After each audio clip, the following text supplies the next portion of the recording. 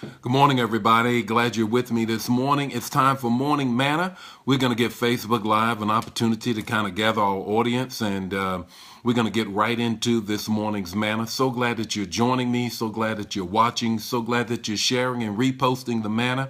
Boy, we're really getting the word out.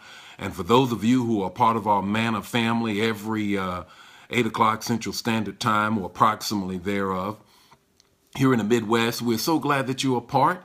Have our devotion together, our manna for the day, our manna for the day. Got a word for you, and you remember and you know that it's always the text, the talk, and the takeaway. And we got a text for you, and we got a talk for you, and we certainly have a takeaway for you. I want to ask you this, if you would, be so kind as to share and repost the manna. Be so kind and to send those likes, those hearts, and those comments. Let us know exactly what's on your mind. I like to respond and kind of keep the conversation going. This morning, the text and the talk and the takeaway is about strength for your journey. Strength for your journey. How many of you have ever had a journey or on a journey right now and did not feel like you had the strength to make it? Now, you were going through quite a bit, and Lord, am I going to have the strength that I need for the journey? Here is Joshua that we're about to read from the text, is needing strength for his journey. Here is the text. It's Joshua 1:9. Have I not commanded you? God is talking to him. Be strong and courageous. Don't get discouraged, that I'm with you wherever you go. Here's Joshua, and this is what's going on in the text. Joshua is trying to lead the children of Israel into the promised land to possess the promise. And he is now dealing with having crossed the Jordan River and carrying out the will of God. And to be honest, this journey that he's on, he's a little bit afraid. So what is his strength for the journey? I believe that we can learn from his lesson. And the first thing is this. You have to leave yesterday if you want to be strong enough for today. You have to leave yesterday if you want to be strong enough for today's journey.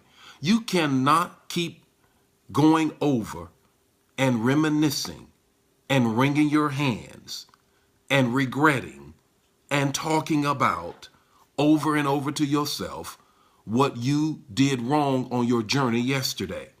Joshua, here's what's going on. Joshua, in the back of his mind, has 40 years of wilderness living, 40 years of grumbling from 1.5 million people. And all Joshua can say, God, you want me to take these people, this group, into the promise and possess their promise?